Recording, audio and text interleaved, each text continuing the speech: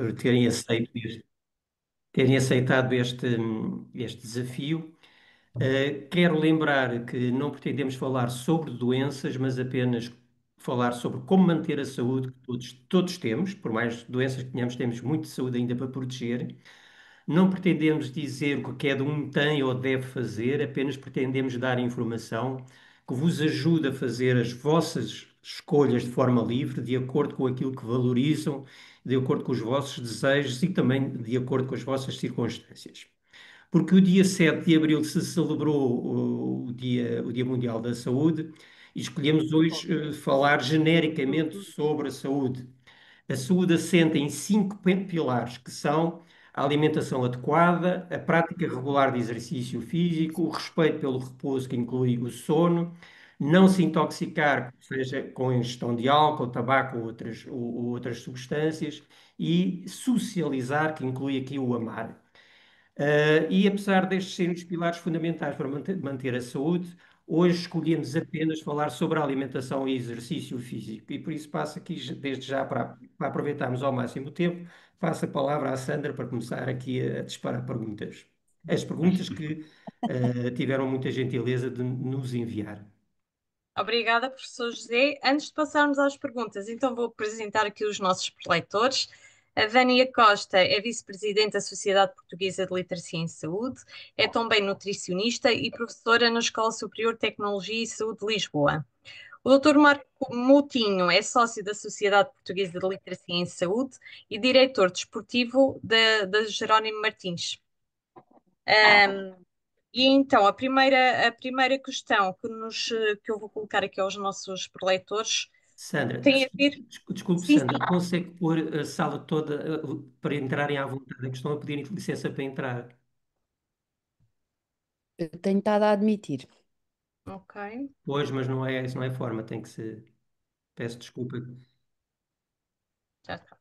Penso que agora sim. Pronto. Sim.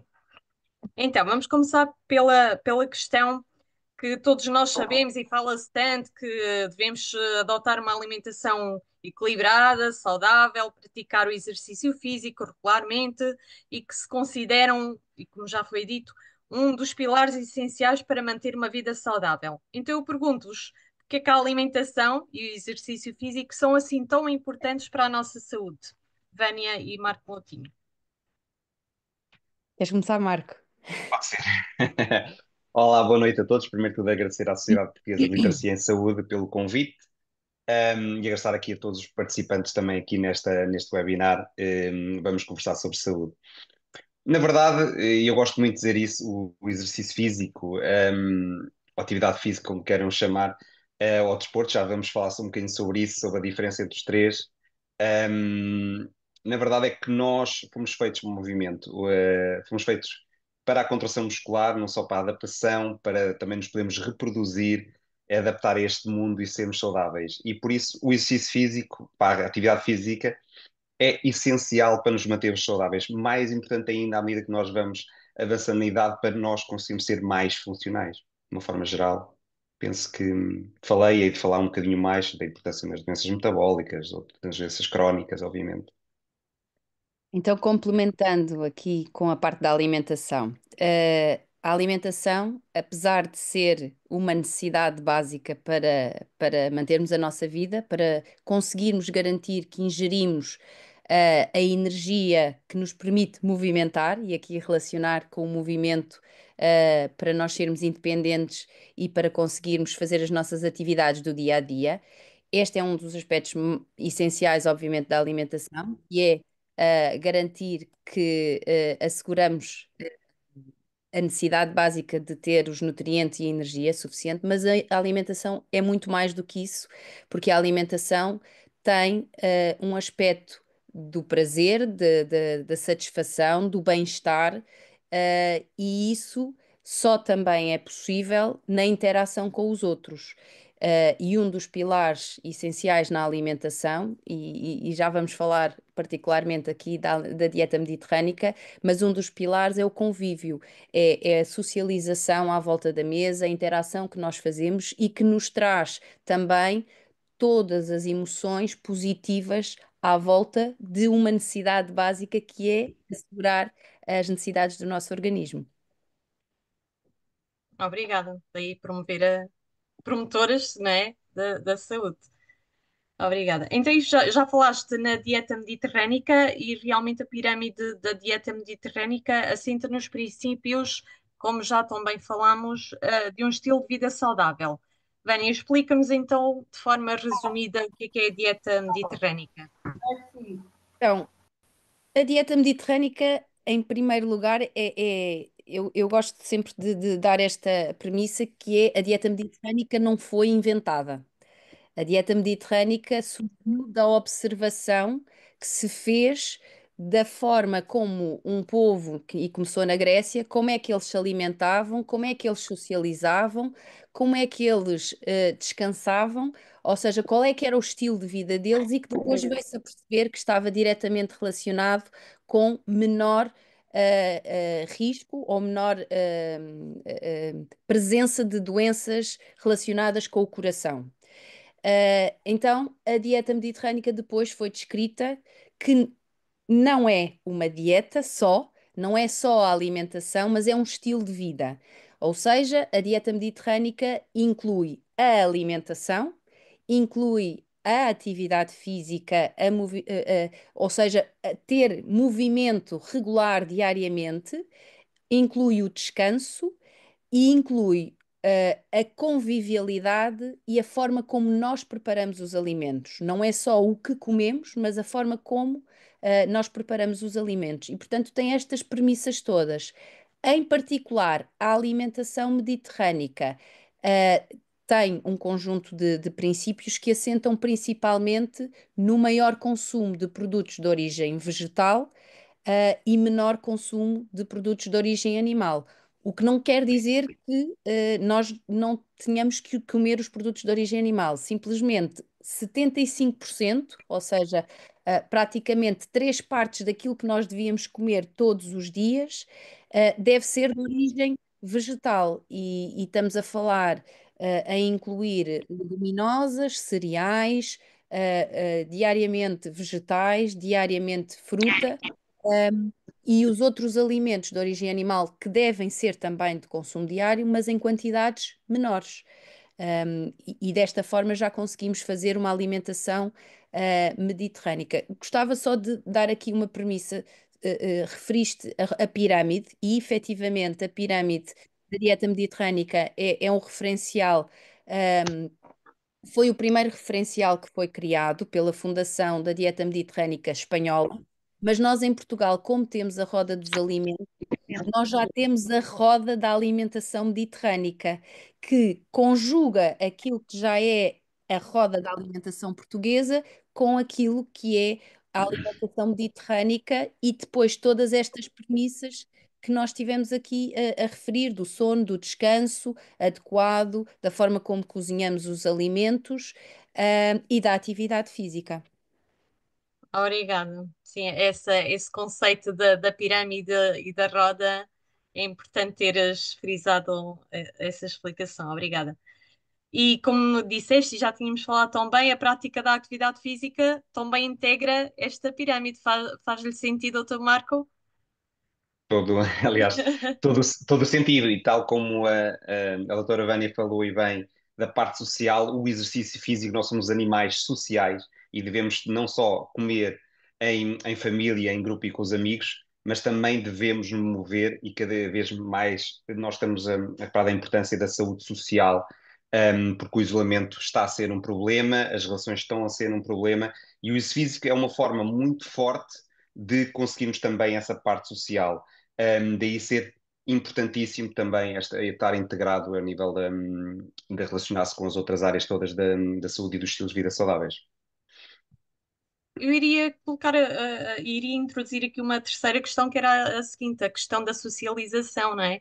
Cada vez mais com a rotina do dia a dia, que não é desculpa, mas já não é tão fomentada e sabemos, não é, em várias dinâmicas familiares que se está a diluir mais esta socialização, não é, em família, que afeta estas questões que estamos aqui a debater, não é? Bem, isso é uma resposta mais complexa, é uma resposta que teria que ser feita uma análise mais social, mais de políticas de saúde e bem-estar, para podermos ter tempo para as práticas do exercício físico, para termos tempo para preparar as nossas refeições, para ter tempo para tudo aquilo que é o mais importante, que é ter um estilo de vida saudável. O que eu acho é que devemos mesmo priorizar a nossa saúde. E priorizar a saúde é mesmo isso, é, por exemplo, deixarmos os ecrãs um bocadinho de parte, porque muitas vezes temos tempo para fazer aquele scroll, mas não temos tempo para preparar as refeições saudáveis. Temos tempo para ver uma série, não temos tempo para fazer exercício físico. E se formos comparar o tempo que temos à frente do ecrã e o tempo que temos em estilos de vida saudáveis e compararmos no nosso dia a dia, verificamos que efetivamente, afinal, temos tempo para ter um estilo de vida saudável. Não sabemos é gerir e não priorizamos aquilo que realmente é importante, que é a saúde física, mental, social, espiritual, todas as componentes, todos os grandes pilares da saúde. E isso, para mim, é sem dúvida uma reflexão que devemos fazer, não individualmente, mas em sociedade. Em sociedade. Obrigada. E relativamente à frequência ideal das refeições, Vânia, o que é que nos podes dizer, acerca desta questão? Eu acho que acima de tudo, é importantíssimo as pessoas perceberem o seu ritmo e o seu conforto. Sem dúvida que há uma recomendação muito presente que é nós comermos várias vezes ao dia, pequenas quantidades de forma distribuída. E do ponto de vista de controlarmos também a parte do nosso metabolismo, isto tem vantagens, que é para não fazermos uma grande sobrecarga duas vezes ao dia, porque isso implica que nós temos que produzir depois todos os sucos, temos que produzir também as hormonas, tudo para fazer a gestão e para fazer a digestão. E, portanto, se for distribuído, é facilitador do funcionamento do nosso organismo, mas tem ainda outra vantagem, que é a vantagem de nós conseguirmos gerir também melhor as emoções relacionadas com o apetite, a compulsão alimentar.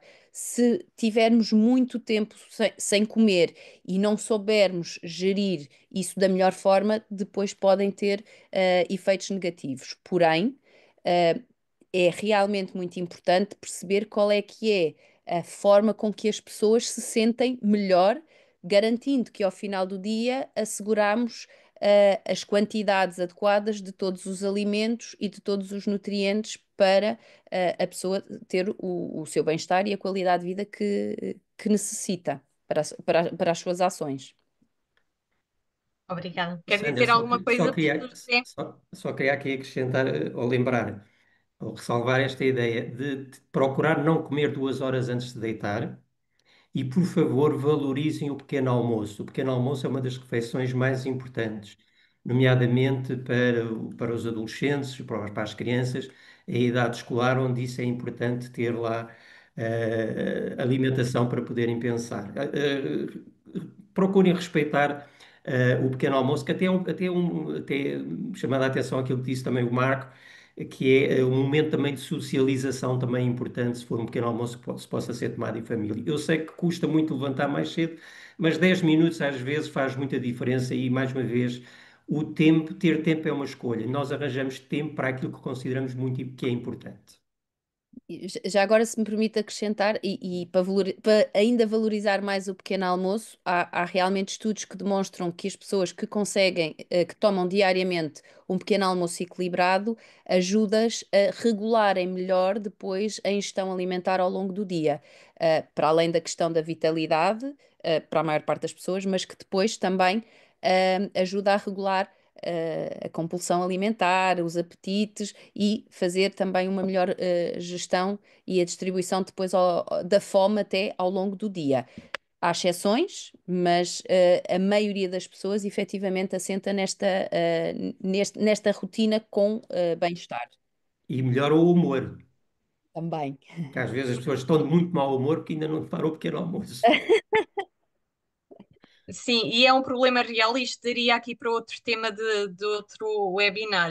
Da minha prática clínica, sei que muitas crianças vão sem pequeno almoço para as escolas e quando ingerem são produtos menos saudáveis. Começam logo por refrigerantes e afins. Ultraprocessados. ultrafosfato, Concentração, a exatamente. concentração também, portanto, a dificuldade na concentração na escola, portanto, o rendimento escolar está afetado quando há a diminuição da frequência do pequeno almoço, sim. Sim. Então, entrando aqui mais especificamente e questões que nos fizeram chegar, vou começar aqui por outra que acerca da ingestão dos ovos. Todos nós sabemos que os ovos oferecem vários benefícios à nossa saúde. Então questiono, Vânia, podemos comer ovos todos os dias? E quem tem o colesterol elevado deve retirar os ovos da sua alimentação? Pronto, os ovos e o colesterol dos ovos eram, era uma crença científica, portanto, nós efetivamente acreditávamos e era isso que era informado. Atualmente, essa teoria está afastada. Podemos comer ovos diariamente, podemos comer ovos mesmo quando o colesterol está elevado. O que temos que ter noção é que os ovos é apenas uma pequena parte de um grande conjunto de alimentos de origem animal que, eh, que nos dão não só colesterol, mas como gordura saturada, e este conjunto do colesterol e a gordura saturada, portanto, a gordura de origem animal, é que estão evidenciadas que são as que têm pior efeito metabólico para o colesterol, para as doenças cardiovasculares, e que está diretamente relacionado com o aumento do risco de inflamação. Por outro lado, o que é que nós deveríamos preferir? O que nós deveríamos preferir era as gorduras de origem vegetal. E vou voltar aqui à dieta mediterrânica. Como eu disse, na dieta mediterrânica, na alimentação, aquilo que é preconizado, aquilo que nós devemos comer em maior quantidade são os produtos de origem vegetal. E os produtos de origem animal representam apenas então um quarto daquilo que nós deveríamos comer durante o dia. Há espaço para comer ovos, mas não são 5 ovos. Há espaço para comer carne, mas não é comer 200 gramas de carne por dia. E, portanto, o que realmente é importante é as quantidades no total que nós comemos de gorduras de origem animal. E essas sim são as mais nocivas e devem ser reduzidas significativamente, tendo em conta que nós, de um modo geral, somos consumidores por excesso destes alimentos. Bem, só aqui salientava esta ideia. Os ovos, sim, têm a comer legumes. Mas, Tânia, já agora ponho aqui só uma pergunta que puseram aqui no chat, que come só fruta ao pequeno almoço e come só fruta ao pequeno almoço. É correto? Pode ser, nós não podemos dizer, isto às vezes, aquilo que nós comemos numa única refeição não vai determinar se a nossa alimentação do dia todo é, é a mais saudável. De um modo geral, é recomendado que ao pequeno almoço nós consigamos consumir uma fonte de cereais, para conseguir ter, hidratos de carbono e fibra, que também dá saciedade e também ajuda a modular também aqui a parte do metabolismo, e a saciedade é importante. Temos depois também a recomendação de ingerir uma fonte de proteína, preferencialmente que também nos dê cálcio, para o resto do dia, e a fruta pode, estar incluída. Só comer fruta ao pequeno almoço não está necessariamente errado, porque depois temos que analisar o horário a que come, qual é a próxima refeição, como é que distribui ao longo do dia. Portanto, não podemos dizer que está totalmente errado. Teríamos que ver aqui outros fatores relacionados com o ritmo da alimentação da pessoa. Eu sei que é chato não dar respostas exatamente, mas eu acho que também é importante transmitir esta ideia. Cada pessoa é uma pessoa e cada pessoa tem o seu ritmo e tem os seus hábitos e tem as suas preferências. E é isto um pouco que nós, em termos de consulta de nutrição e quando acompanhamos as pessoas, tentamos ajudar as pessoas na sua individualidade e não ser generalizado para toda a gente. Podendo haver aspectos mais errados, mas do modo geral tentamos personalizar o mais possível. Sim, aqui tentamos transmitir de uma forma, não é, generalizada. Mas Claro. na prática esse é o correto, de forma personalizada e é quem recorre às consultas de nutrição. De seguida passamos aqui para o glúten, que tem sido também uma temática bastante contestada e fizeram-nos chegar esta questão, se o glúten é mesmo um vilão, ou se recomendo a abolição do glúten da alimentação. O que é que tens a dizer acerca do glúten, Vânia? Eu gostava de primeiro começar por pôr a questão, mas vou respondê-la de imediato, sobre o glúten, que é, a primeira coisa é às vezes dizer vamos abolir o glúten. E a pergunta que muitas vezes, isto acontece-me também em consulta, a ver esta questão. E a primeira pergunta muitas vezes que eu pergunto, que eu lanço à pessoa é, sabe o que é o glúten? E às vezes as pessoas não sabem que o glúten é uma proteína. É simplesmente a proteína que existe nos cereais, como o trigo, o centeio, a cevada, principalmente estes. Ahm, e às vezes aqui depois as pessoas já ficam um pouco confusas. Ah, mas eu ouvi dizer porque eram os hidratos de carbono, porque era. E portanto já fica tudo um bocadinho mais baralhado. Não. As pessoas não têm todas que de repente deixar de comer glúten, até porque é uma proteína importante destes cereais. Ah, Normalmente deve deixar de comer glúten quem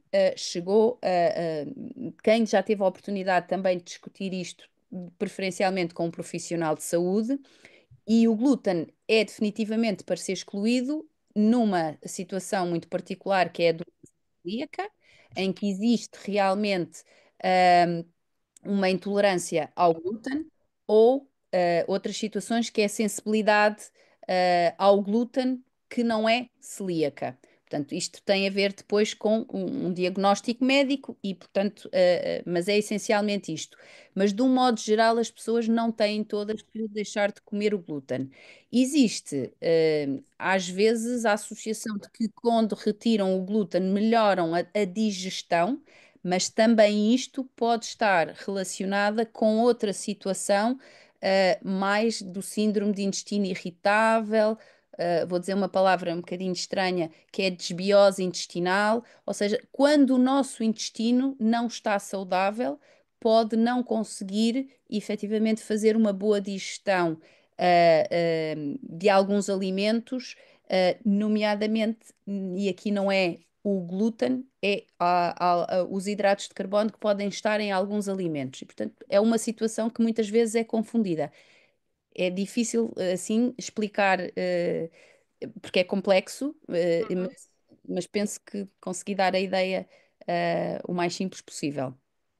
Tânia, Conseguiste, e é isso mesmo que Tânia queremos, falou, linguagem simples, sim. a Tânia falou aqui de uma coisa que é importante nós recordarmos, que é desta disbiose, que no fundo é uma alteração da flora intestinal. É bom que as pessoas tenham noção que o nosso intestino e todo o nosso organismo é habitado por bactérias, bactérias que nos ajudam a viver, que nos ajudam também em tudo aquilo que é o processo de digestão. E que muitas vezes a tomada de antibióticos é uma das consequências, é matar todos estes amigos que estavam cá dentro a ajudar-nos, mas com esta ideia de que queremos matar tudo logo à primeira, mal qualquer coisinha, qualquer sintoma, queremos tomar antibióticos, e quando tomamos antibióticos, destrói muito desta flora intestinal, que é fundamental para a boa utilização dos medicamentos. E depois atribuímos culpa ao glúten e outras coisas assim desse género. Cuidado com essas formas abusivas e que muitas vezes a natureza faz isto muito bem, é preciso é que a gente não a contrarie. Uhum, tá bem. Obrigada, professor José. Tá. E relativamente à ingestão do vinho, é mito ou verdade que o vinho protege o coração? Nós sabemos que o vinho tem algum benefício para a saúde desde que consumido de forma moderada, certo? Bom, o primeiro problema é o que é isto do moderado. E se o moderado é satisfatório para as pessoas todas. Porque este moderado é um moderado de um copo de 125 mililitros para as mulheres, portanto é um copo, não chega a ser um copo normal, portanto é praticamente meio copo, dos copos que temos normalmente, do copo tipo de galão dos cafés, digamos assim, das pastelarias. E no caso dos homens, é 250 mililitros, portanto é um copo e mais um bocadinho. E isto, para a maior parte das pessoas, não é suficiente. Este é um aspecto. Aquilo que efetivamente existe no vinho que pode ter vantagem são os fitoquímicos, os flavonoides, que são algumas substâncias que existem no vinho e que têm este efeito protetor. Porém, o vinho não deixa de ter álcool. E o álcool está mais do que evidenciado que tem muitos efeitos negativos, tem vários efeitos negativos, nomeadamente no desenvolvimento da inflamação. E atenção, a inflamação não é algo que se veja, é algo que vai se desenvolvendo ao longo da vida, de forma invisível, até que um dia se manifesta numa doença. Um, e pode, para além disso, o vinho, o álcool, peço desculpa, o álcool em particular que existe no vinho também influencia o sistema imunitário, influencia o metabolismo de forma negativa.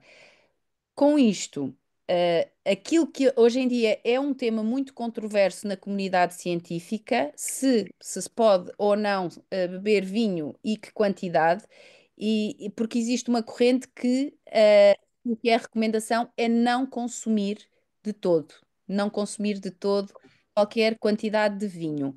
Na dieta mediterrânica, na verdade, o vinho está lá, mas o vinho está lá em quantidades muito reduzidas, aquelas que eu estava a recomendar, mas associadas essencialmente ao resto das premissas do estilo de vida. Não faz, e uma das premissas é, não faz sentido o consumo de vinho sem atividade física, não faz sentido sem haver uma convivialidade equilibrada, sem haver um descanso equilibrado. Portanto, hoje em dia já não se diz de forma tão perentória que o vinho protege o coração.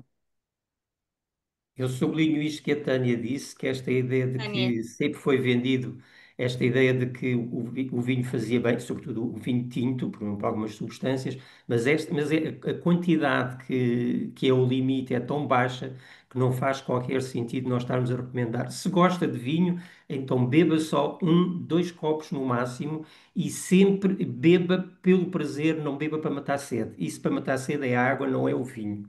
Portanto, se tem muito prazer no vinho, então, mas se tem prazer, então beba só um copo, porque depois do segundo já não está prazer, já não tem prazer nenhum, porque já as papilas gustativas estão anestesiadas e já não sabe o que é que se está a beber. Isso, é Al- que acabou. Deixem-me só dizer que alguém colocou aqui no chat, penso que é a Isabel Farola, se vinho tinto ou branco, ou ambos. Que é, É eu não sempre tinto, aconselho vinho para proteger a saúde, sabe? mas a evidência está só em relação ao tinto. Que tem a ver com os fenóis e com o resveratrol e pronto. Obrigada. Melhor é não consumir. E Ai, melhor Ou é não consumir, É, essencialmente exatamente. só é isso mesmo mesmo, para social. apenas. Então, passando aqui agora ao Dr. Marco, irem aqui intercalando com a bom, nutrição. bom. Eu peço desculpa, vou pedir que desliguem os vossos microfones, por favor, para não interferir aqui com a sessão. Obrigada. Então, Dr. Marco, praticarmos exercício físico em ginásio, ou atividade física, dançar, subir e descer escadas, fazer tarefas domésticas, caminhar ao ar livre, estamos a falar de atividade física e exercício físico. Qual é que é a diferença? Ora, de uma forma, vou tentar explicar de uma forma muito, muito fácil, que também foi isso que aqui que foi pedido. Ora bem, movimento barra atividade física é resultante, acima de tudo, de contração muscular que vai ter um dispêndio energético, vai ter gasto energético. E isto está relacionado praticamente com as nossas funções diárias, em agachar, agarrarmos um copo, caminhar para o trabalho, tudo que não implica objetivos concretos relacionados, por exemplo, com doenças, com objetivos de composição corporal, objetivos físicos.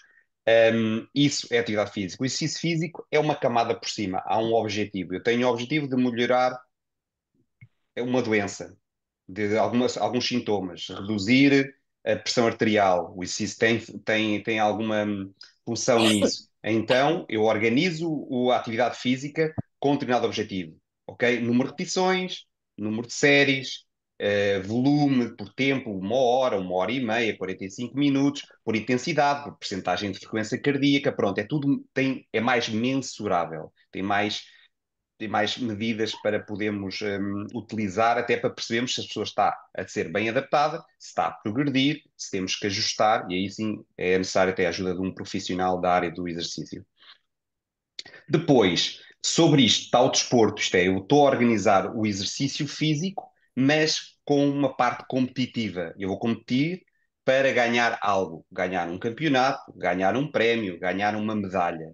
E daí, claramente, também deixa a mensagem que o mais saudável é o que está cá mais em baixo, é a atividade física, é nós sermos saudáveis e funcionais toda a nossa vida. E isso é que está a ser um dos grandes problemas, porque um dos grandes inimigos que nós temos é a inatividade física, isto é, nós não estarmos a cumprir as recomendações da Organização Mundial de Saúde. Não sei se já posso, não sei se Pode, posso dizer já quais são essas orientações, que sim, recomendam pode. cerca de 150 a 300 minutos semanais de intensidade baixa a moderada, ou se for uma intensidade mais elevada, reduzimos para metade de 75 a 150 minutos. E isso é inatividade física, e nós somos um povo muito, muito inativo, os nossos valores são reduzidíssimos, chama-se taxa de penetração em ginásios e atividades físicas organizadas, temos 7% cerca de 7% da nossa população a ter atividade física regular, o que não é muito bom. É um número relativamente muito baixo comparativamente a outros países na Europa e no mundo. E outro grande inimigo, e este ainda mais silencioso, é o sedentarismo, que não tem a ver com a inatividade física, que é outro, muitas vezes, termo que nós fazemos confusão. O sedentarismo é um comportamento sedentário para fazer cada vez menos, para estarmos mais tempo sentados e não sermos ativos. Enquanto a atividade é só se cumprimos ou não as recomendações. E agora já me perdi um bocadinho da resposta, mas acho que respondi, não já? Sim, respondeu. E respondemos já a seguinte que eu ia colocar, mas de qualquer forma E se introduzi tiverem aqui dúvidas, por favor, coloquem a questão. sim, ia colocar se há alguma fase do dia melhor para praticar exercício físico, Doutor Marco.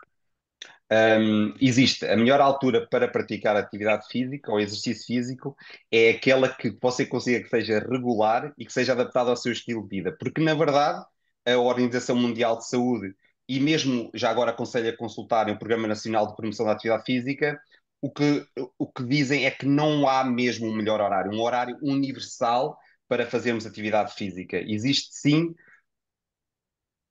e a mensagem é: façam atividade física, façam exercício físico quando conseguir e que tenha mais regularidade e mais sucesso. E por isso é sempre adaptado ao nosso estilo de vida. Um, Já agora, só uma chega de um ponto de vista até mais científico, e agora falando de ritmos biológicos, ritmos circadianos, também sentimos não, também sabemos, peço desculpa, também sabemos que a nível da temperatura corporal, a nível das hormonas e outros indicadores, há sim ali um espaço em que tudo está um bocadinho otimizado. O problema é que não vai fazer grande diferença, isto é, se toda a gente treinar entre as 4 e as 5 e meia da tarde, que é normalmente é esse pico, horário que eu estou a falar, provavelmente 80% da população não vai conseguir treinar. Mas não há problema nenhum, porque depois a diferença não é assim tão grande. O que eu não aconselho é atividades muito intensas, ali umas horinhas antes de irmos deitar, porque aí sim estimula determinadas hormonas, a nível metabólico, algumas alterações, depois pode ser difícil. Não, pode não ser difícil adormecer, agora é difícil, provavelmente ali o sono mais profundo não ser impactado com tal consequentemente, a parte mais interessante, que é o sono, é a grande parte é a parte mais importante da nossa regeneração e para termos adaptações a nível do exercício e tudo que acontece na nossa vida, na verdade, mesmo na gestão de stress e tudo, para nós termos depois um dia a seguir realmente com energia e funcionarmos corretamente, não aconselho só um exercício muito intenso antes de deitar. Ou seja, vai comprometer a qualidade do sono. Claramente, claramente. Facto, se aconselha que não se faça exercício físico 3 horas antes de se deitar. Depois, em relação aos idosos, os idosos que geralmente se deitam mais cedo e levantam-se mais cedo, que se aconselha para respeitar o ritmo circadiano é que até de manhã façam o seu exercício físico com óculos escuros, mas depois à tarde, ao fim da tarde, que estejam ao ar livre, sem óculos escuros, que absorvam todo o sol possível até o mais tarde possível, enquanto há luz solar. Sim, porque não sei se posso aqui falar sobre este tema, que é um tema que eu sou apaixonado pelo sono e por ritmos circadianos.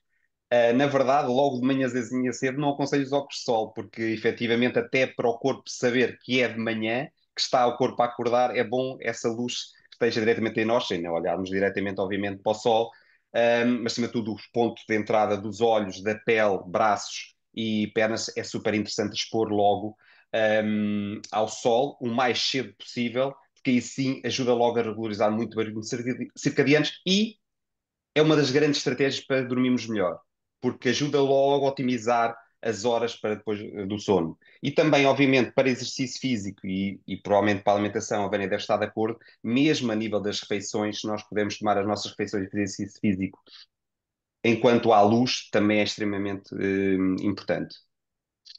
Pelo menos segundo alguma evidência, cada vez aparece mais sobre esta situação dos ritmos circadianos ou ritmos biológicos. Que faz todo sentido. Antigamente, nos nossos antigamente não havia luz artificial, comíamos e exercitávamos à luz natural. E isso está dentro de nós. A nossa expressão genética é essa e não mudou muito nestes últimos anos. Não devia mudar muito ao longo destes últimos anos, mas mudou. Obrigada. Nada. Relativamente, passamos aqui agora para a alimentação, de novo, para a parte da nutrição. Falando aqui do jejum intermitente, tem sido também bastante questionado atualmente e muitos têm recorrido aqui ao jejum intermitente. Eu questiono, Vânia, o jejum intermitente versus uma alimentação polifracionada é uma moda ou um erro de modos alimentares? Ahm, Em primeiro lugar, é uma moda. Ou seja, foi algo que caiu em moda de ser falado e foi um tema que começou a surgir e que começou a se propagar como uma moda. Ahm, o jejum intermitente, de certa forma, já é estudado há muito tempo, mas nos últimos anos, nos últimos recentes anos, é que tem sido aqui um grande investimento nos estudos, porque se tem demonstrado que pode ter interesse, ou pode ser interessante para, o controle metabólico de algumas doenças, nomeadamente, por exemplo, na sensibilidade à insulina para pessoas com diabetes, na gestão do peso. Eu acho é que temos todos que fazer jejum intermitente. Eu costumo dizer, e não levem a mal aquilo que vou dizer, há pessoas que são obrigadas a fazer jejum e não têm a opção porque simplesmente não têm acesso à alimentação. E, portanto, eu acho que temos que ter uma grande ponderação sobre esta tomada de decisão, exatamente pelo risco que as pessoas que são forçadas a fazerem jejum intermitente têm déficits nutricionais e nós temos que ter a certeza quando alteramos o nosso padrão alimentar para cumprir um jejum intermitente, se não estamos a pôr em risco ahm, a nossa alimentação e o risco de não ingerir os nutrientes todos em quantidades adequadas. Depois eu acho que também é muito importante cada um, e volto a frisar aqui este aspecto, cada um tem o seu ritmo e há definitivamente pessoas que nunca vão ter o perfil para sequer suportar um jejum intermitente. Outras pessoas poderão, eventualmente, suportar, poderá até fazer sentido, até se podem sentir melhor, mas devem aconselhar-se adequadamente com um profissional de saúde, com um nutricionista, para perceber se o fazer esse tipo de adoção de ritmo de alimentação não está a pôr em risco também a sua saúde. Porque comer duas refeições por dia, em grande volume, poderá não assegurar todos os alimentos, todos os grupos, alimentares, todos os nutrientes, e esta é uma questão que ainda ninguém me conseguiu demonstrar se realmente é seguro do ponto de vista de assegurar todas as vitaminas e todos os minerais, fazer jejum intermitente e durante quanto tempo. Porém, por o outro lado, pode realmente haver aqui algumas vantagens, mas que fique bem claro que ainda não há evidência científica suficientemente robusta para fazer este tipo de recomendações. Só salientava aqui uma ideia que a Vânia falou aqui, de que a possibilidade de aumentar a sensibilidade à insulina. Pois este também é um dos mecanismos pelos quais é possível o efeito da dieta mediterrânica, que é reduzir a resistência à insulina. Este é um dos mecanismos que mais se aponta para o seu efeito, para além de ser um efeito também possivelmente ao nível daquilo que podemos chamar a pele que reveste o interior das artérias, que atua com um autêntico órgão que é endócrino, que produz, que permite a vasodilatação, a diminuição da tensão arterial e isso tudo. Portanto, esse é um grande efeito da dieta mediterrânica. Portanto, em relação aqui ao jejum prolongado, cuidado, não somos os camelos é que comem tudo para atravessar o deserto depois sem comida. Portanto, é preciso esta ideia de que vamos comer aquilo como sempre fizemos, regularmente. A natureza faz bem estas coisas, é preciso não contrariar. Eu vou insistir sempre nisto.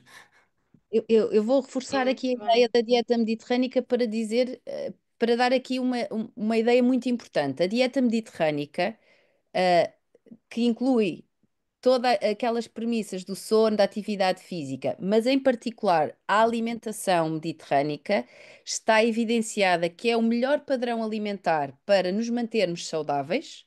Este é um aspecto. Para tratar doenças, nomeadamente se alguém já tem diabetes, se alguém já tem uma doença cardiovascular, quer seja para o controle, nomeadamente de uma doença crónica, como por exemplo o cancro, como doenças neurodegenerativas, ou seja, há imensa evidência a dizer que é, é um padrão alimentar adequado para o tratamento e também para a prevenção, com um bónus, é que é uma dieta que atualmente é considerada sustentável, ou seja, ao mesmo tempo tem a vantagem de ser protetora também do ambiente. E, portanto, eu acho que é muito importante pensarmos que realmente este padrão deve voltar a ser reavivado, e revitalizado na vida das pessoas e no dia a dia. E que já é património da humanidade. Já é património da É humanidade, património. desde 2013. 11 anos.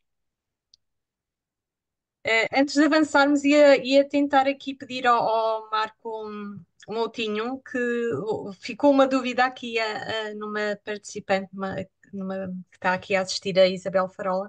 O facto de fazermos exercício físico, por exemplo, uma corrida, e nos cansarmos, não ajuda depois no descanso? Ficou com a dúvida, Dr. Marco. Pode só fazer aqui um.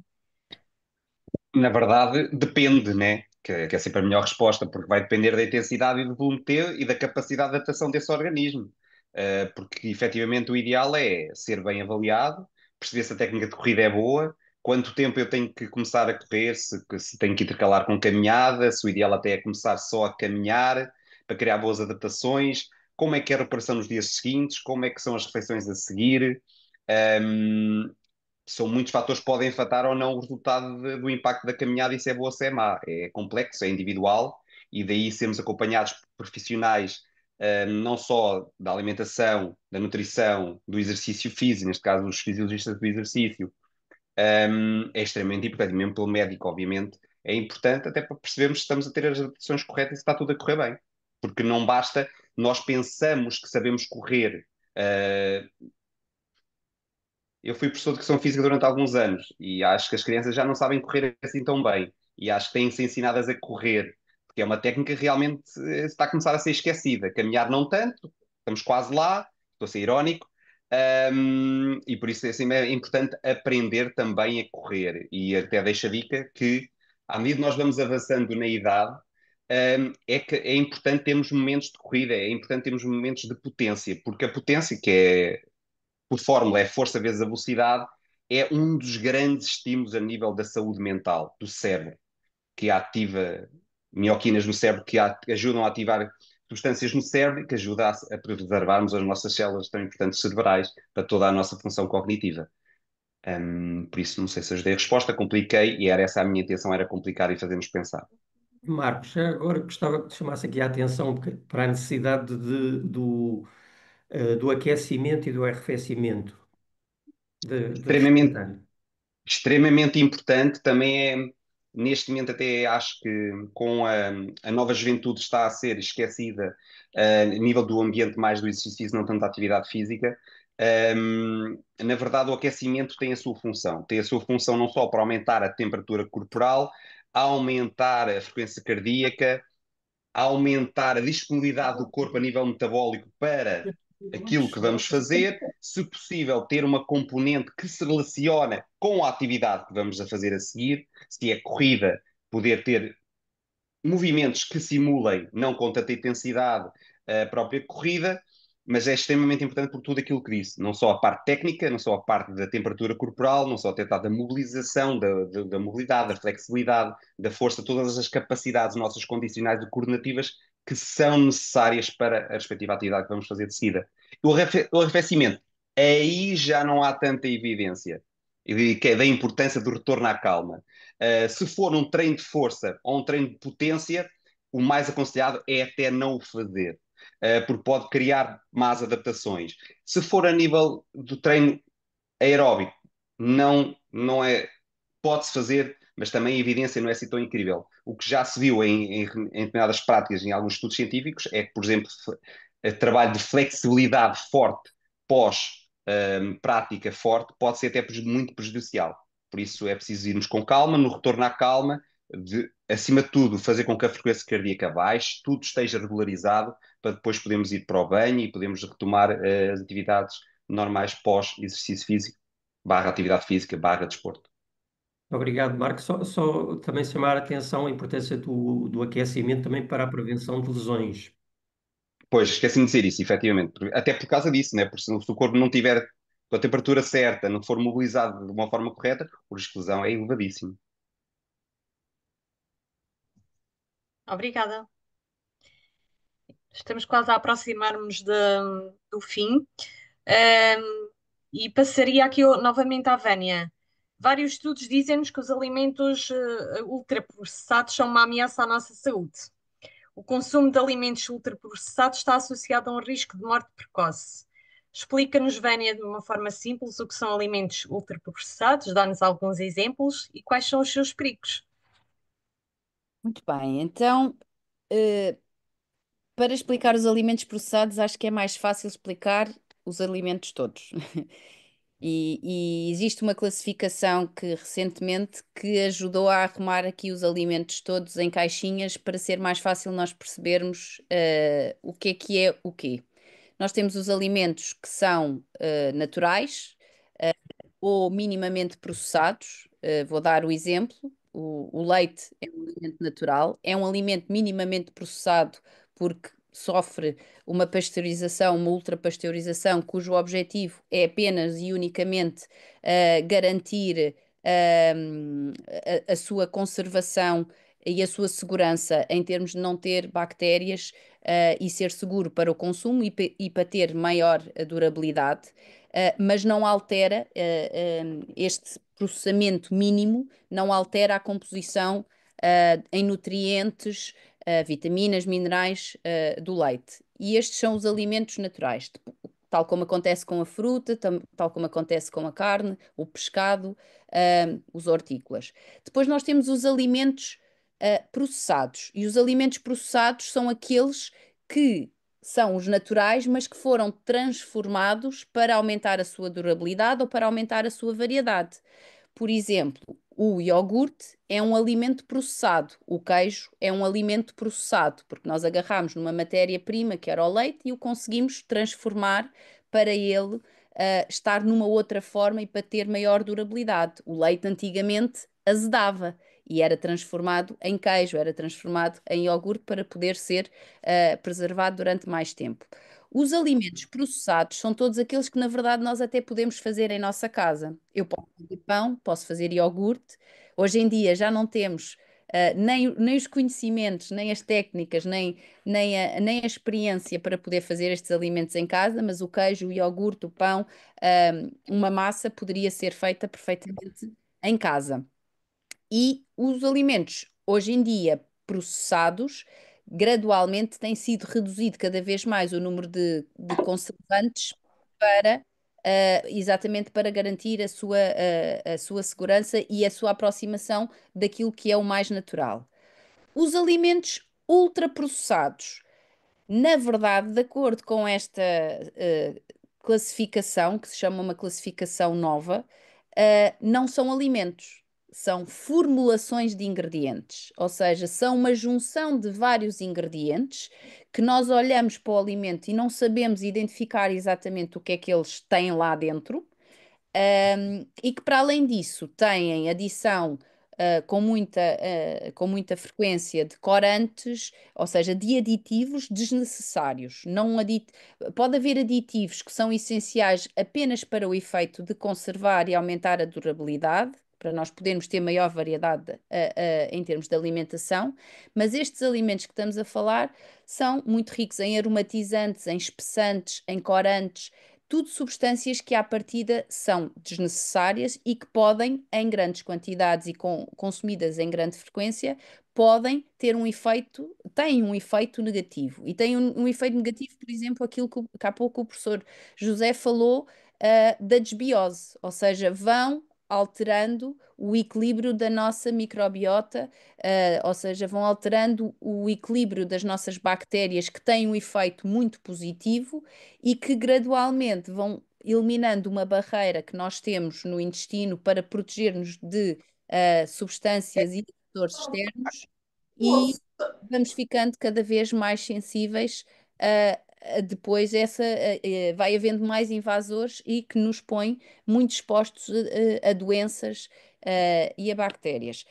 O que tem acontecido é que há cada vez mais estudos que demonstram que o consumo regular de produtos ultraprocessados, ou seja, destes produtos ricos em aditivos, mas depois são muito ricos em sal, muito ricos em gorduras adicionadas, como por exemplo gorduras trans, que é um tipo de gordura negativo, a adição de sal, e este conjunto, esta miscelânea toda, é realmente muito nociva e está relacionada com o aumento do síndrome de intestino irritável, das doenças metabólicas como a diabetes, como as doenças cardiovasculares, como o risco de cancro, portanto, acaba, mas é o consumo regular, mas nós sabemos que estes produtos, infelizmente, estão muito acessíveis e infelizmente são mais baratos. E isto é que é o problema. É que eles estão acessíveis à população, são mais. ah, Também são acessíveis não só porque estão na prateleira, mas porque depois custam menos dinheiro, mas depois têm este efeito nocivo. E não têm este efeito nocivo no imediato. É um efeito nocivo que nós vamos cozinhando ao longo de vários anos, ao longo de várias décadas, até que um dia se manifesta numa doença. Efeitos a longo prazo, né? A longo prazo não visíveis, porque nós não Não vemos, visíveis. Eu diria que há aqui um processo silencioso, digamos assim, não é? sem dúvida. Tem um risco associado a cancro, a doenças cardiovasculares, e de facto os ultraprocessados, são alimentos que só faz bem à carteira de quem os fabrica e de quem os vende. É Não há verdade. nenhum estudo que demonstre alguma utilidade deles. Infelizmente, são aqueles que são mais fáceis de utilizar, são rápidos para os dias de hoje que temos muita pressa. Ele é só pôr dentro do micro-ondas, o micro-ondas não tem culpa nenhuma, o culpado é o que se lá põe dentro do micro-ondas. Mas que Tudo, um dia mais tarde pode nos sair bem mais caro, não é? Sai, não é pode, sai. tudo o que é produzido de forma muito massificada e de forma muito fácil, nós temos que questionar efetivamente o seu conteúdo e a vantagem que traz para a nossa saúde. Já para não falar de coisas que existem que a gente nem imagina, como Pringles, não sei o quê, estamos convencidos que são batatas fritas, nem batatas são. Esse é um bom exemplo, porque as batatas fritas não são um alimento ultraprocessado. A batata frita, mesmo em pacote, é um alimento processado, que eu posso fazer em casa e se formos ver a lista de ingredientes é muito fácil de identificar o que é que lá está. É a batata, é o sal, é o óleo, está tudo bem. Depois há uns tipos de Ingles que, Dizem que são batatas, que mas, depois quando mas, vamos mas ver, começaram por dizer que não eram batatas, a lista é muito maior, portanto, mas que batata só tem 48%. ora aí está. Daria aqui um tema também para um único webinar, diria. Sim, Pano senhora para Sandra. mangas. Avançamos então. Uma Uma última das pergunta. questões, sim, uma das questões que nos fizeram chegar foi relativamente ao consumo de doces. E eu questiono e lanço-te aí o repto, Vânia, algumas estratégias que aconselhas para evitar o desejo de comer doces ou para reduzir o consumo diário, digamos assim.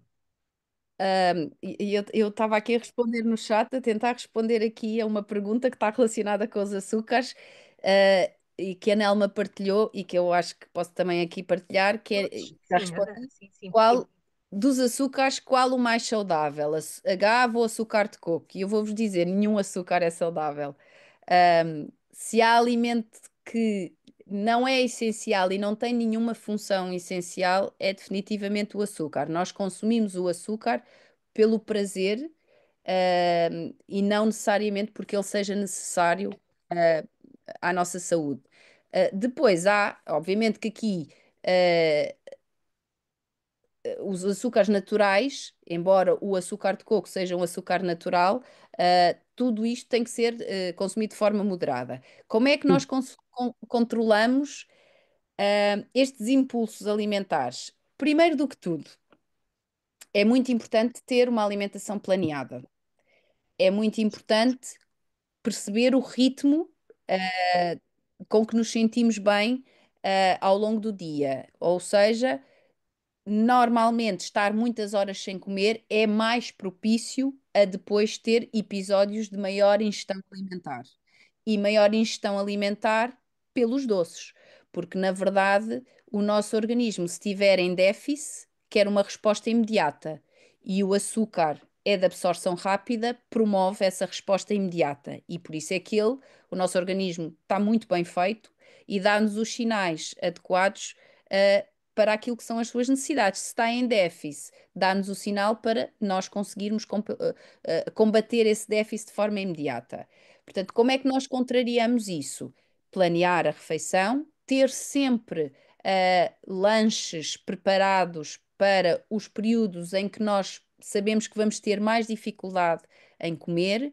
ahm, Ter sempre uma peça de fruta à mão, podem ser frutos oleaginosos, mas frutos oleaginosos em pequena quantidade. Pode ser um snack que seja adequado ao ritmo de vida da pessoa, se faz mais ou menos exercício físico, também tem que ser ponderado. Mas definitivamente este planeamento é normalmente um dos, um dos segredos, não é segredo nenhum, na verdade, mas é um dos pontos-chave para ajudar a pessoa a depois conseguir controlar aquilo que come ao longo do dia. Só sublinhava aqui um bocadinho daquilo da Tânia disse, mas sobretudo não os compre. Em primeiro lugar, não os compre, evite tê-los, mas se os tiver que comprar, tenha-os fechados. Isto implica tomar a consciência de quando vai tomá-los, porque é que o vai fazer, e se tem essa tanta apetência, pergunte-se o que é que se está a passar consigo. Também pode estar triste. Pode ser também um sintoma de depressão, de tristeza, e portanto que está à procura de qualquer coisa que a preencha, e isso é melhor falar com alguém que a ajude a explicar também porque é que pode ser um sintoma, de qualquer coisa.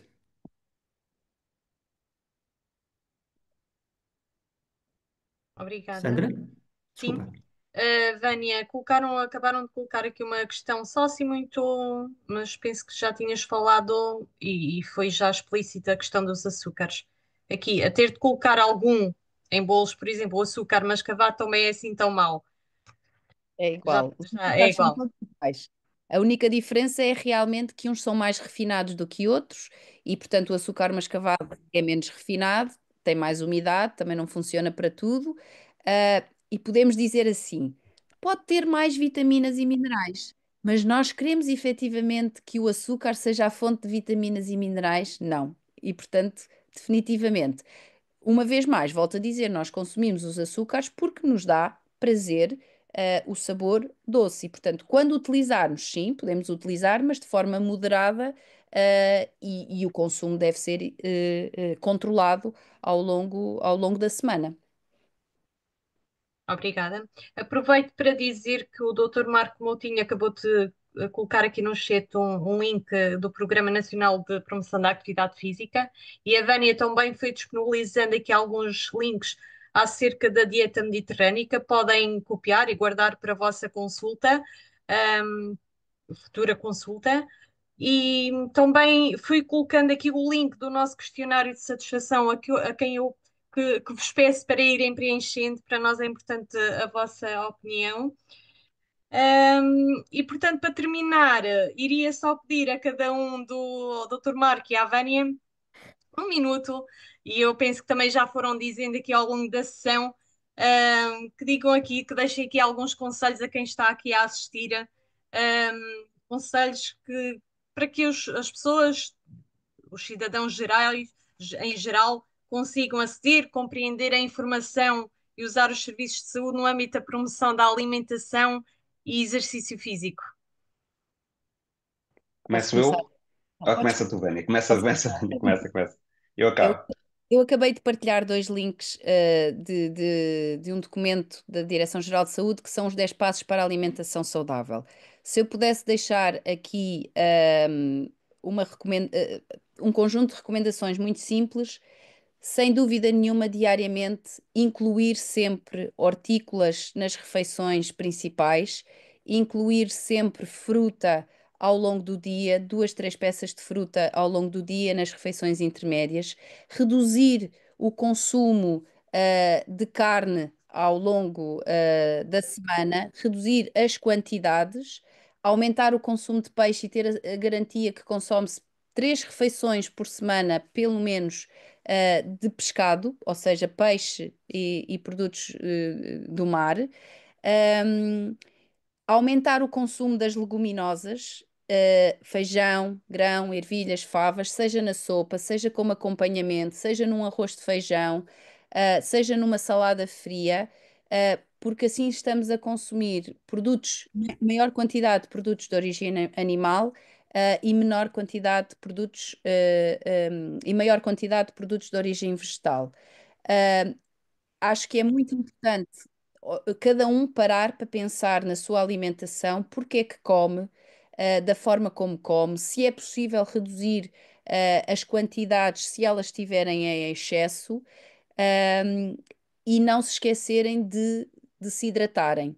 Há muitas dores de cabeça, há muito cansaço que às vezes está diretamente relacionado com a desidratação, que muitas vezes não é logo imediatamente visível e evidenciada. E a água é sem dúvida nenhuma a fonte de hidratação prioritária na nossa alimentação. Penso que deixei aqui as informações mais relevantes, e mais simples.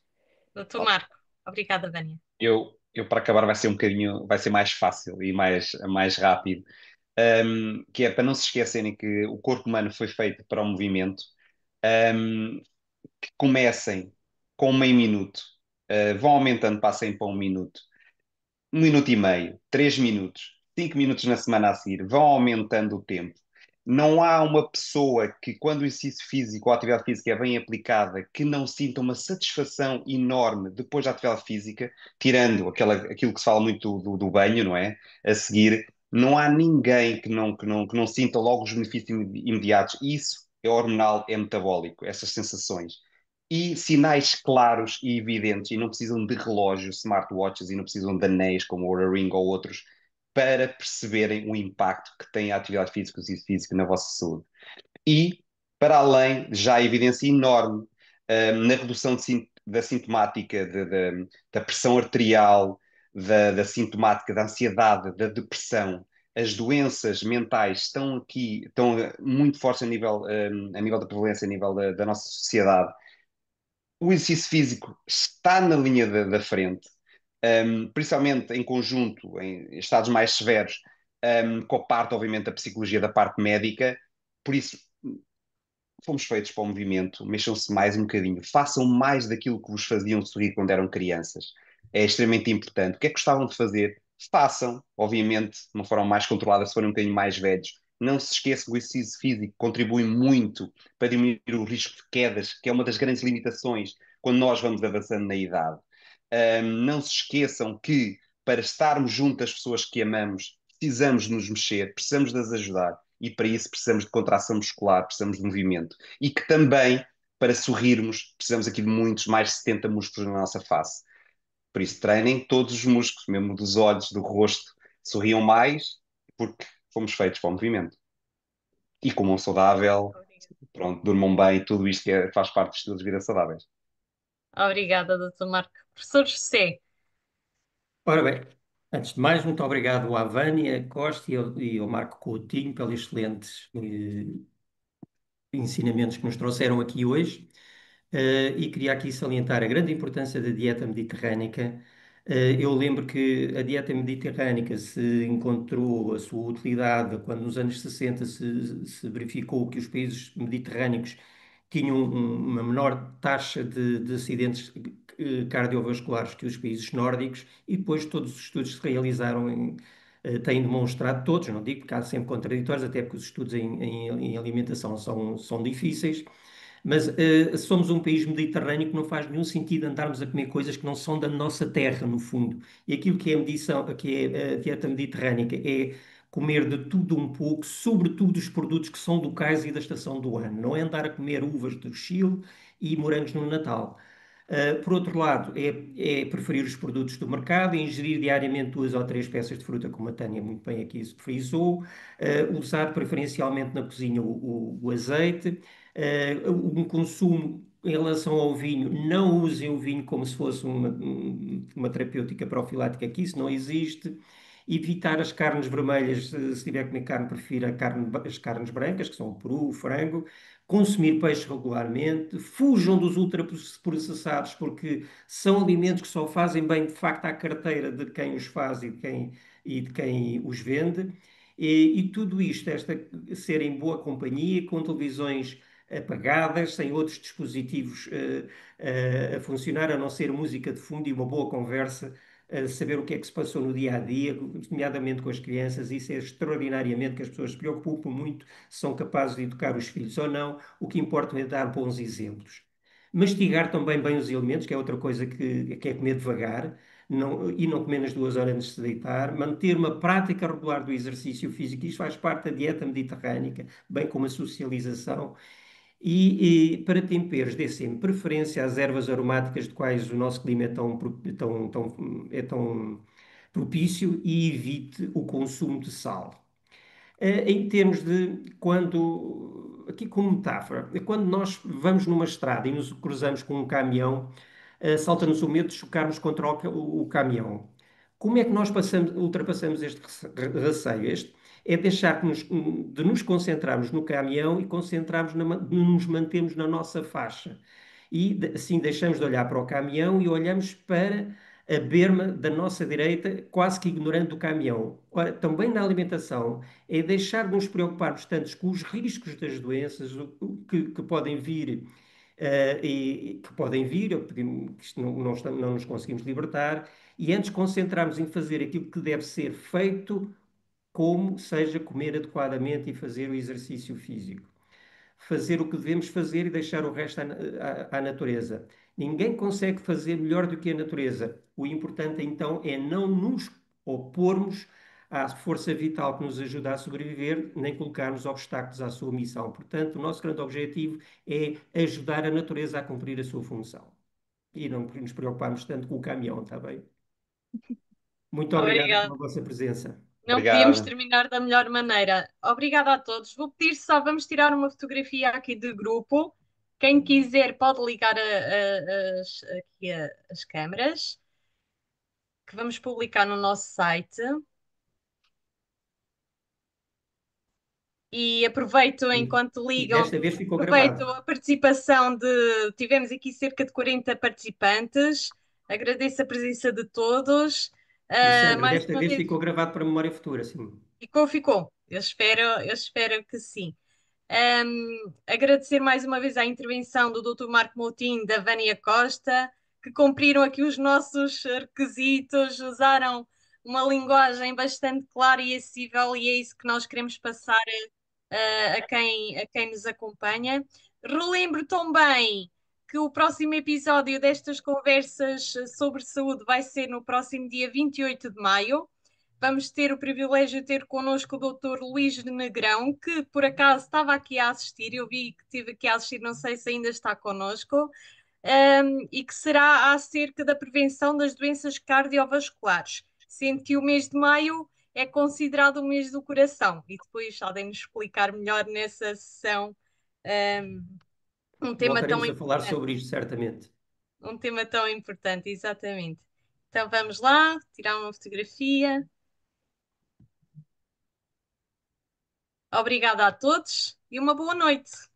Muito obrigado, Muito Fanny. Está obrigado, boa claro. noite. Muito obrigado por participar a Obrigado. todos. Obrigada, boa noite. Boa noite. Obrigada. Nada.